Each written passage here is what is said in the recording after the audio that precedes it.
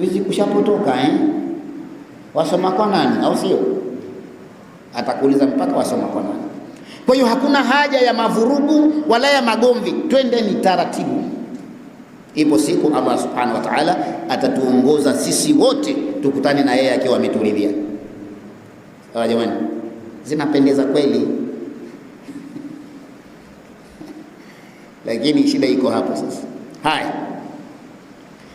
wahiya rujui, ni kurudi ila Allah, kwa Allah ta'ala mtukufu, bilqiyami, kwa kusimama, bitaatihi, kumtii yeye, wajtinabi maasiyatihi, na kujiepusha na maasiya yake. Qala Allah ta'ala, Allah amesema, wa anibu ila rabbikum wa aslimu, rudini kwa Mola wenu, kwa Bwana wenu, na mujisalimishe kwake.